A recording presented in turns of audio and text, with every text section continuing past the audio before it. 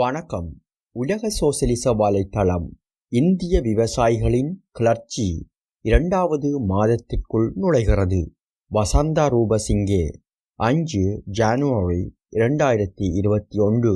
இந்தியாவின் தலைநகரும் பெருந்திரளான நகர்ப்புற மக்கள் தொகையைக் கொண்ட டெல்லியின் புறநகரில் 100,000கணக்கான விவசாயிகள் முகாமிட்டு இருப்பதுடன் மேலும் அதிவலது பாரதிய ஜனதா கட்சி அரசாங்கத்தின் வேளாண் வணிக சார்பு சீர்திருத்த சட்டங்களை எதிர்க்கும் போராட்டத்தின் ஒரு பகுதியாக ஒரு மாதத்திற்கு மேலாக கூடியிருக்கின்றனர். விவசாயிகள் நவம்பர் 26 அன்று டெல்லிக்கு செல்வோம் என்ற அவர்களின் எதிர்ப்பு ஆர்ப்பாட்டத்தை தொடங்கினார்கள்.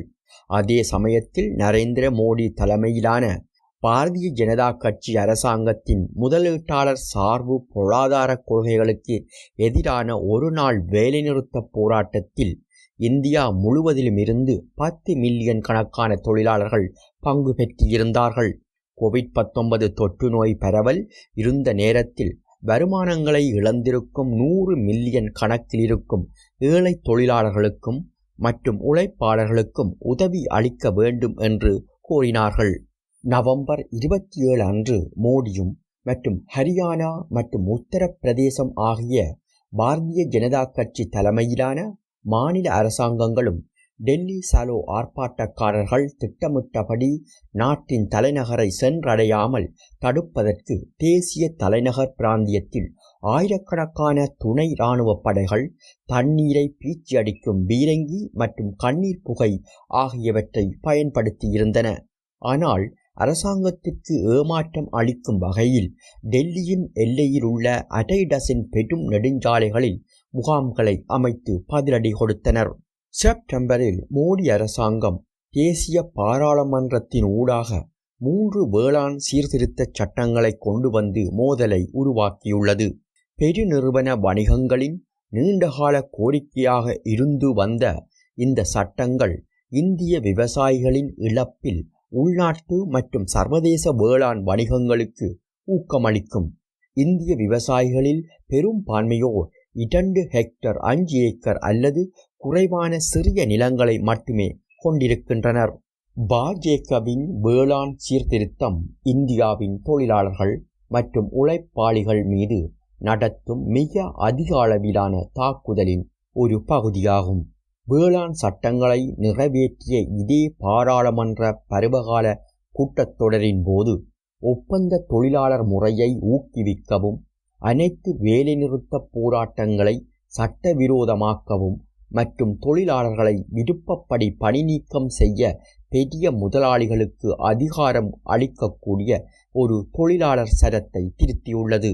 மேலும் அடக்குமுறை அச்சுறுத்தல்கள் மற்றும் வேளாண் மசோதாக்களுக்கு சிறிய பெரும்பாலும் ஒப்பனை மாற்றங்களை வழங்குவதன் மூலம் விவசாயிகளின் எதிர்ப்பு போராட்டத்தை தணிப்பதற்கு மோடி அரசு முயன்றுள்ளது. பரவலான மக்கள் ஆதரவால் ஈர்க்கப்பட்ட விவசாயிகள் குளிர்கால காலநிலை, கோவிட்-19 அச்சுறுத்தல் மற்றும் ஏராளமான உடல் நலம் மற்றும் பிற சவால்களையும் தாங்கி 3 சட்டங்களையும் இரத்து செய்வதற்கான கோரிக்கையை வலியுறுத்தியுள்ளனர். ஆர்ப்பாட்டத்தில் ஈடுபட்ட விவசாயிகளுக்கு இருக்கும் பொதுமக்களின் ஆதரவை பலவீனப்படுத்தும் முயற்சியாகவும், மேலும் அவர்களை வன்முறை கொண்டு வெளியேற்றுவதற்கு அரசு பாதுகாப்பு படைகளை அணிதிரட்டுவதற்காக ஒரு அரசியல் அடித்தளத்தை அமைக்கும் நோக்கிலும் அரசாங்கம் அவர்களை அவதூறாக பேசி வருகிறது. விவசாயிகள் எதிர்ப்பு போராட்டத்தின் பின்னால் சீனாவும் பாகிஸ்தானும் இருக்கிறது என்றும், இது நக்சலைட்டுகள், மாவோயிஸ்ட் கிளர்ச்சியாளர்கள் மற்றும் காலிஸ்தானியர்கள் ஒரு தனி சீக்கிய அரசை அமைப்பதற்கான ஆதரவாளர்கள் ஊடுருவி இருக்கிறார்கள் என்று பாரதிய ஜனதா கட்சி அமைச்சர்கள் மற்றும் செய்தி தொடர்பாளர்கள் கூறியிருக்கிறார்கள். கைவிடும்படி விவசாயிகளை சம்மதிக்க வைக்க அரசாங்கம் தவறியதை அடுத்து போராட்ட பகுதிக்கு செல்லும் தண்ணீர் இணைப்புகளை துண்டிக்க அரசாங்கம் உத்தரவிட்டுள்ளது. அது சுகாதார கழிவு அபாயங்களை உருவாக்கியுள்ளது. சோதனையான உடல் நிலைமைகள் மற்றும் போக்குவரத்து விபத்துகளின் விளைவாக 1 மாத காலமாக நீடிக்கும் கிளர்ச்சி போராட்டத்தில் குறைந்தது 30 விவசாயிகள் மரணமடைந்துள்ளனர். விவசாயிகளின் கிளர்ச்சி போராட்டமானது மோடியின் அரசாங்கத்தையும் மற்றும் ஒட்டுமொத்த இந்திய ஆளும் மேற்தட்டுக்களையும் நெருக்கடிக்குள் தள்ளியிருக்கிறது. விவசாயிகளின் போராட்டம் ஓர் பரந்த தொழிலாள வர்க்க தலைமையிலான இயக்கத்தை தூண்டிவிடும் என்ற பெரும் அச்சம் அவர்களுக்கு இருக்கிறது. அந்த இயக்கம் வெறும் மோடியையும் அவருடைய இந்து மேலாதிக்கவாத பாஜகவை மட்டுமல்லாமல் கடந்த 3 தசாப்தங்களாக ஒவ்வொரு இந்திய அரசாங்கமும் பின்பற்றி வந்த வலதுசாரி முதலாளித்துவ சார்பு திட்டத்தையும் சவால் செய்யும். வேளாண் சட்டங்களை அவரது அரசாங்கம் ரத்து செய்ய போவதில்லை என்ற மோடி திரும்ப திரும்ப கூறும் சூளுரையை பெருநிறுவன ஊடகங்கள் வலுவாக ஆதரிக்கின்றன. விவசாயிகளின் எதிர்ப்பு போராட்டத்திற்கு முன்னே அரசாங்கம் பின்வாங்குவதாக காணப்படுமாயின் அது தொழிலாள வர்க்கத்தின் மத்தியில் பெருமளவிலான எதிர்ப்புகளை ஊக்குவிக்கும் மற்றும் சீனாவுக்கு பதிலாக மலிவு கூலி உற்பத்திக்கான பகுதியாக இந்தியாவை உருவாக்குவதற்கான அவர்களின் திட்டங்களை ஆபத்திற்குள்ளாக்கும் என பெரு வணிகங்கள் அஞ்சுகின்றன. இந்தியா முழுவதும் ஆர்ப்பாட்டங்களை தூண்டக்கூடிய வன்முறை மோதலுக்கான ஆபத்தை விளைவிப்பதை விட தற்போது பேச்சுவார்த்தைகளுக்கு இழுத்துச் செல்வதன் மூலம் போராட்டக்காரர்களை களைப்படையச் செய்வதன் மூலமும் அவர்களுக்கு கிடைக்கும் ஆதரவை அவதூறுகள் மூலம் கீழறுத்தும் பிற வஞ்சகத்தனமான சூழ்ச்சிகளின் மூலமும் கையாள முற்படும் அரசாங்கத்திற்கு பெருநிறுவன தட்டுக்கள் அனுசரணையாக இருக்கின்றன. டிசம்பர் 18 அன்று விவசாயிகளின் போராட்டம் தொடர்பாக இந்தியாவின் உச்சநீதிமன்றம் வழங்கியிருக்கும் தீர்ப்பின் முக்கியத்துவமாக இருக்கிறது. எதிர்ப்பு போராட்டத்தினால் டெல்லிக்கு வெளியேயும் உள்ளேயும் பிரதான நெடுஞ்சாலை வாகன போக்குவரத்துகளுக்கு இடையூறாகவும் மற்றும் பெரும்பாலான சமயங்களில் தடுக்கப்பட்டும் இருந்த காரணங்களினால் விவசாயிகளின் போராட்டத்தை சட்டவிரோதமானதாக அறிவிக்க கோரி பல மனுக்கள் நீதிமன்றத்தில் முன்வைக்கப்பட்டுள்ளன. காஷ்மீருக்கு எதிரான கடந்த ஆண்டின் அரசியலமைப்பு சதி முதல் இடிக்கப்பட்ட பாப்ரி மஸ்ஜித்தின் இடத்தில் ராமருக்கு அர்ப்பணிக்கப்பட்ட ஒரு இந்து கோயிலை கட்டுவது வரை இந்தியாவின் உச்ச நீதிமன்றம் மோடி அரசாங்கத்தின் மிகவும் ஆக்ரோஷமான மற்றும் ஜனநாயக விரோத நடவடிக்கைகள் சிலவற்றிற்கு பல முறை சட்டபூர்வ ஆதாரம் வழங்கியிருக்கிறது. இருப்பினும் அதன் டிசம்பர் 18 தீர்ப்பில் வேளாண் சீர்திருத்த சட்டங்களுக்கு எதிராக விவசாயிகளுக்கு எதிர்ப்பு போராட்டம் நடத்துவதற்கு ஒரு அடிப்படை உரிமை இருக்கிறது என்று நீதிமன்றம் வலியுறுத்தியுள்ளது. அந்த உரிமையை சமநிலைப்படுத்துவது அல்லது கட்டுப்படுத்துவது குறித்த எந்த கேள்வியும் இல்லை என்று தலைமை நீதிபதி எஸ்.ஏ. போப்டே தெரிவித்துள்ளார். ஒரு பேச்சுவார்த்தை மூலம் தீர்வை காணுமாறு அரசாங்கத்தையும் மற்றும் விவசாயிகளின் அமைப்புகளையும் நீதிமன்றம் வலியுறுத்தியுள்ளது. மேலும் இந்த சர்ச்சைக்கு நடுவராக உதவுவதற்கும் முன்வந்துள்ளது. ஆனாலும் எதிர்காலத்தில் விவசாயிகளின் போராட்டம் சட்டத்திற்கு புறம்பானது என்று தெரிவிப்பதற்கும் மற்றும் அதன் மீதான அரசின் அடக்குமுறைக்கு பச்சை கொடி காட்டுவதற்கும் அதனுடைய கதவை அகலமாக திறந்து வைத்திருக்கிறது. போராட்டக்காரர்களால் அல்லது காவல்துறையினரால் விவசாயிகளின் போராட்டம் தடையின்றி மற்றும் எந்த ஒரு அமைதியையும் மீறாமல் தொடர அனுமதிக்கப்பட வேண்டும் என்று உச்ச நீதிமன்றம் கூறியுள்ளது. இந்த கட்டத்தில் எங்களின் பார்வை இதுதான். விவசாயிகள் போராட்டங்களை நிறுத்த வேண்டுமென்று அவர்களின் அமைப்புகளுக்கு அழுத்தம் கொடுப்பதற்கு மோடி அரசாங்கம் தொடர்ந்து செயல்பட்டு வருகின்றது. நேற்று அரசாங்க பிரதிநிதிகளுக்கும் மற்றும் 41 விவசாய சங்கங்களுக்கும் இடையில் நடந்த 6வது வட்டமேசை பேச்சுவார்த்தையின் முடிவில் 2 பிரச்சினைகளில் உடன்பாடு ஏற்பட்டிருப்பதாக அரசாங்கம் கூறியுள்ளது. விவசாயிகள் தற்போது நடைமுறைப்படுத்தப்பட்டுள்ள மின்சார விலை உயர்வுகள் பற்றியும் மற்றும் அறுவடை செய்த பின் இருக்கும் அரிதாள் கட்டைகளை எரித்ததற்காக அபராதம் விதித்ததற்காகவும் முறையீடு செய்தார்கள். எவ்வாறாயினும் 3 வேளாண் சட்டங்களை ரத்து செய்ய வேண்டுமென்ற விவசாயிகளின் பிரதான கோரிக்கைகள் மீதோ மற்றும் அடிப்படை ஆதார விலை அமைப்பு பராமரிக்கப்படும் என்ற ஒரு சட்ட பாதுகாப்பு விடயத்திலோ எந்த இணக்கமும் ஏற்படவில்லை. இரு தரப்பினரும் மீண்டும் ஜனவரி 4 அன்று சந்திப்பதற்கு உடன்பட்டனர்.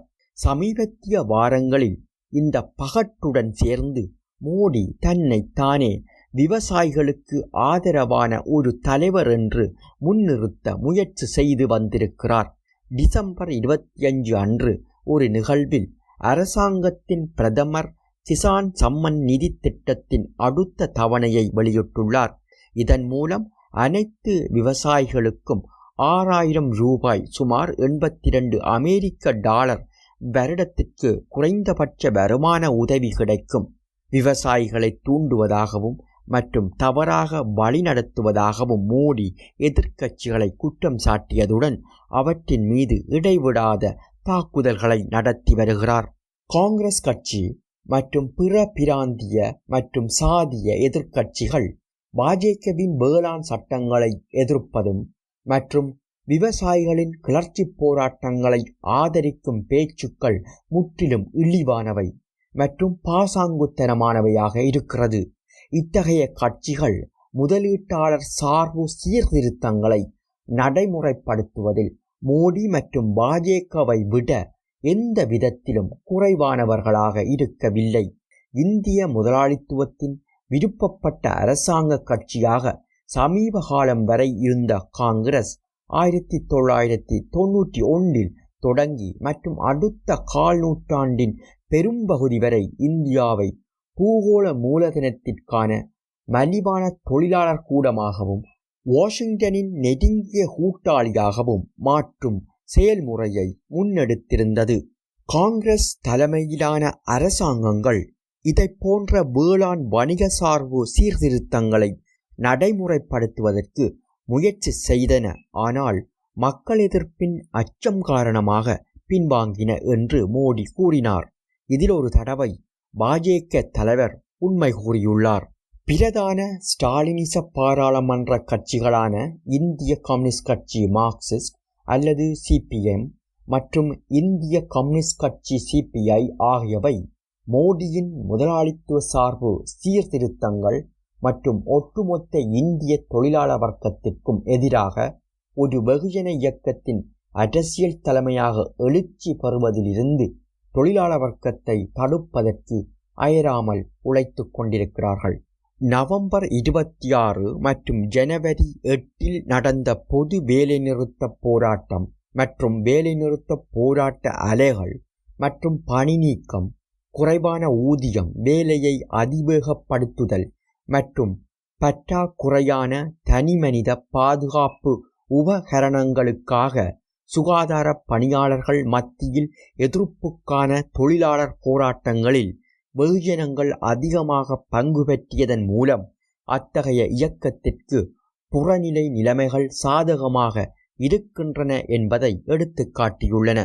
ஒரு சுயாதீனமான அரசியல் சக்தியாக தலையிட தொழிலாளர் வர்க்கத்திற்காக போராடுவதற்கு பதிலாக ஸ்டாலினிஸ்டுகளின் முக்கிய குறிக்கோள் காங்கிரஸ் கட்சி மற்றும் பிற வலதுசாரி எதிர்க்கட்சிகளின் அரசியல் அதிகாரத்தை உயர்த்துவதாக இருக்கிறது. விவசாயிகளின் போராட்டம் முழுவதிலும் சிபிஎம் மற்றும் சிபிஐ இரண்டும் ஒன்றன் பின் ஒன்றாக காங்கிரசுடன் இணைந்து செயல்பட்டு வருகின்றன, ஆதரவு என்ற கூட்டறிக்கைகளை வெளியிடுகின்றன. மேலும் விவசாயிகளின் குறைகளை நிவர்த்தி செய்வதற்கு மோடிக்கு அழுத்தம் கொடுக்குமாறு ஒரு மோசமான கையாளாக இருக்கும் இந்திய ஜனாதிபதி ராம்நாத் கோவிந்தை சந்திக்க எதிர்க்கட்சிகளின் தலைவர்களின் கூட்டுக்குழுவையும் கூட ஏற்பாடு செய்துள்ளார்கள். கடந்த வாரம் இந்தியாவின் 4வது அதிக மக்கள் தொகை கொண்ட மாநிலமான மேற்கு வங்காளத்தில் சிபிஎம், சிபிஐ மற்றும் அவர்களுடைய இடது முன்னணியுடன் சேர்ந்து வரப்போகும் மாநில தேர்தலில் தாங்கள் போட்டியிடப் போவதாக காங்கிரஸ் கட்சியின் உயர்மட்ட குழு அதிகாரப்பூர்வமாக அறிவித்திருக்கிறது. தொழிலாளர் வர்க்கத்தை ஒரு பக்கம் வைத்து கொண்டிருக்கும் அதே வேளை விவசாய தொழிலாளர்கள் மற்றும் கிராமப்புறங்களில் பெரும்பான்மையாக இருக்கும் நிலமற்றவர்களின் தேவைகளை பூர்த்தி செய்வதற்கான கோரிக்கைகளை முன்வைப்பதன் மூலம் கிராமப்புற உழைக்கும் மக்கள் மத்தியில் இயக்கத்தை விரிவுபடுத்தவும் ஸ்டாலினிஸ்டுகள் எதுவும் செய்யவில்லை. மோடி அரசாங்கத்துடன் ஒரு சமரசத்தை அடைவதற்கு, விவசாயிகளை தள்ளுவதற்கு சிபிஎம் தலைமையிலான அனைத்து இந்திய கிசான் சங்கம் மற்றும் பிற சங்கங்களூடாக விவசாயிகள் மற்றும் கிராமப்புற ஏழைகள் மத்தியில் இருக்கும் தங்களுக்குள்ள செல்வாக்கை ஸ்டாலினிஸ்டுகள் பயன்படுத்தி கொண்டிருக்கிறார்கள். இந்த வார தொடக்கத்தில் சிபிஎம் மத்திய குழு உறுப்பினரும் ஏஐகேஎஸ்ஸின் பொது செயலாளருமான ஹனன் மொல்லா அரசாங்கத்துடன் பேச்சுவார்த்தைகள் இல்லாமல் ஒரு தீர்வினை பெற முடியாது என்று வலியுறுத்தியுள்ளார். பாஜக அரசாங்கத்தை கலைப்பதற்கான இலட்சியத்துடன் விவசாயிகளின் போராட்டத்தில் ஸ்டாலினிஸ்டுகள் முக்கிய பங்கு வகிக்கின்றனர் என்ற மோடியின் கூற்றை அவர் மறுத்து பதிலளித்துள்ளார்.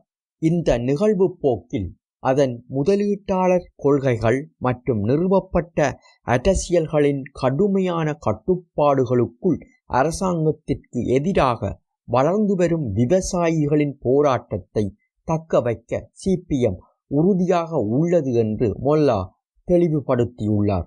இயக்கம் குறித்த ஒரு நிகழ்ச்சி நிரலை முன்வைப்பதற்கு பாஜக மும்முரமாக உள்ளது. தொடக்கத்தில் இருந்தே அது நம்முடையதாக இருக்கவில்லை. விவசாயிகளின் போராட்டத்தின் ஒரு பகுதியாக இருக்கும் 500 அமைப்புகளில் சுமார் 10-11 தான் இடது பக்கம் சாய்ந்ததாக இருக்கும் என்று மொல்லா கூறியுள்ளார்.